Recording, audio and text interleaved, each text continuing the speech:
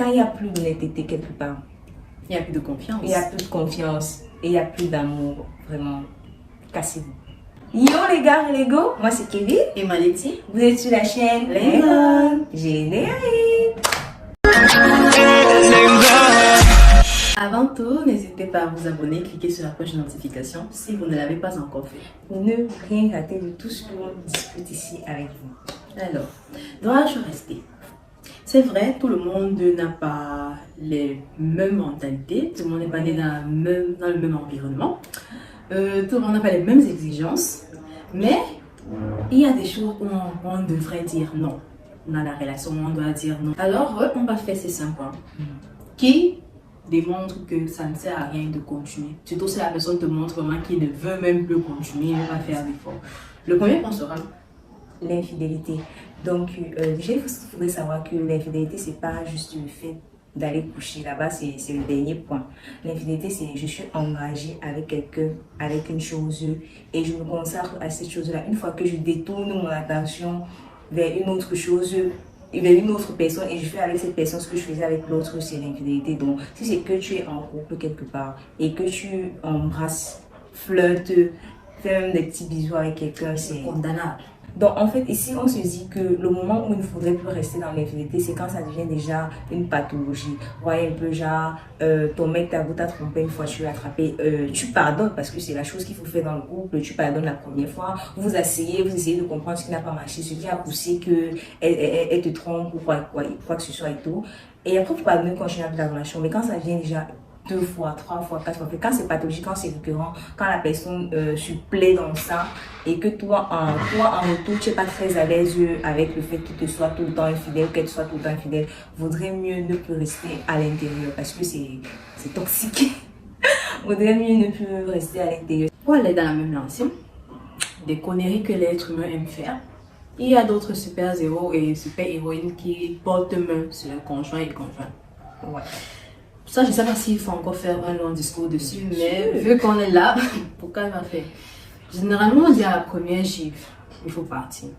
Quand on dit la première gifle, c'est là genre les ngones, les filles qui ont trop la force, là, qui viennent monter le gars, qu'elles ont souvent la bouche. Le gars te donne une petite gifle là pour que les mauvais esprits sortent de ton corps d'abord. On ne va pas le genre là. On ne va pas que toi-même tu sais que tu as mérité. Au plus profond là-bas, que tu as mérité ça, on t'a donné une petite gifle. Même comme ça, c'est toujours pas conseillé. Que ça va porter main sur ton gars ou sur ta go, c'est pas conseillé. Mais on parle du fait que la personne te bastonne. Genre, tu peux perdre ta vie. Tu peux perdre ta santé mentale. Tu peux perdre ta santé tout court. Tu perds des choses. Est-ce qu'on est obligé de continuer? Ça, c'est un thème qui me choque. Nous sommes tellement nombreuses et nombreux à rester dans des relations en se disant que parce que la personne nous a bastonné et après la personne nous fait peut-être des fleurs, nous envoie des cadeaux et ça veut dire que la personne va changer alors que pas vraiment. C'est juste qu'on est en train d'aider la personne à nous accompagner vers la tombe. Donc je pense que mieux on continue avec un autre point. Ça c'est un truc vraiment choquant. Ça ne devrait pas être acceptable. Ce sont des choses qu'on ne doit pas accepter. C'est ça. Donc ensuite, il y a le manque de respect. Comme Betty disait à l'introduction, chacun a sa limite, je suppose c'est ce qu'elle voulait, c'est ce qu'elle a dit. Chacun a sa limite qu'elle peut accepter et tout. Mais il y a un niveau de manque de respect. Là, je veux pas, le manque de respect, c'est tellement lâche. Il y a plusieurs trucs qui entrent dans le manque de respect.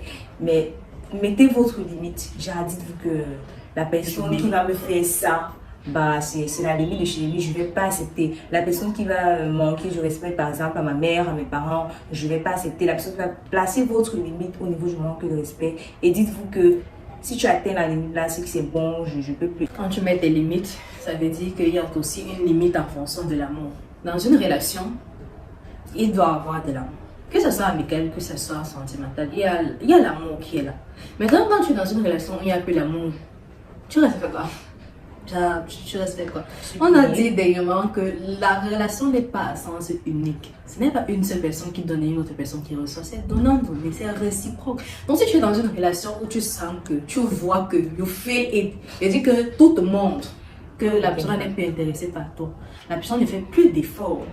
Tu fais tout et tu le sens parce que quand tu n'es pas bien dans une relation, physiquement ça se voit. Donc si tu es dans une relation où tu ne vis plus l'amour, ne forcez pas.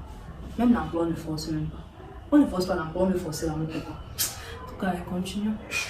Ouais, bon, en fait, il y a aussi le manque d'honnêteté. C'est très important dans une relation d'être avec quelqu'un avec qui on peut avoir confiance. On sait que ce que la personne a nous dit, c'est vrai, c'est réel, on peut faire confiance à la personne, on peut se donner à la personne. Maintenant, quand je suis avec quelqu'un qui manque d'honnêteté, qui n'arrive pas à te dire les choses telles qu'elles sont, elle est toujours en train de vouloir chercher la petite bête, de vouloir bien se faire voir, en fait, de vouloir toujours être la personne la plus parfaite, de ne jamais dire la vérité, peu importe ce que tu démontres, ce que tu dis, en fait, être non pour rien, elle n'arrive pas à te dire les choses telles qu'elles sont. C'est pas simple. Il faudrait travailler des personnes qui nous disent des choses telles qu'elles sont et telles qu'elles devraient. En fait, quand on discutait avec un ami à nous dans un groupe commun, en fait, pour nous, l'amour, comme elle a parlé d'amour et tout, l'amour aussi, c'est savoir dire la vérité à la personne, d'être honnête avec la personne. C'est la base. Mais tout ce qu'on pourra vous dire, c'est si tu peux encore supporter, tu supportes. Si tu ne veux plus, tu pars. Parce que sinon, quand il y a aussi l'amour là, tous les conseils là, ça passe comme ça là, ça tourne, ça n'entre même pas. On se connaît, nous sommes tous passés dans des situations où tu es dans le ndem. Ton ami essaye de te sortir du ndem. Tu veux seulement rester dans le ndem. Donc, en fait, comme je disais, la meilleure conclusion c'est que fixez-vous votre limite, votre plafond. Donnez-vous de la valeur. En fait, dans tout, citez votre limite, votre plafond. Dès que la personne arrive à la limite, et la première des choses, on ne quitte pas une relation comme ça, il faudrait essayer d'arranger la situation, de communiquer avec la personne, essayer de voir si c'est qu'elle veut changer. Donc, mettez votre plafond. Dès que la personne arrive au plafond, dites, bah, tu es au plafond. Et si tu ne descends pas, quoi que ce soit, bah, ça sera limite, on va se séparer. Et dès que la personne arrive là et qu'elle ne comprend pas, elle ne veut pas changer vraiment, ne vous aventurez plus, cessez de manger, comme je disais tout à l'heure, l'attention, l'amour, les relations et tout. Chacun aura sa part de bonheur quelque part. Même si c'est une heure, tu vas vivre ton bonheur. En tout cas, nous vous aimons. Quand vous nous aimez, bye bye.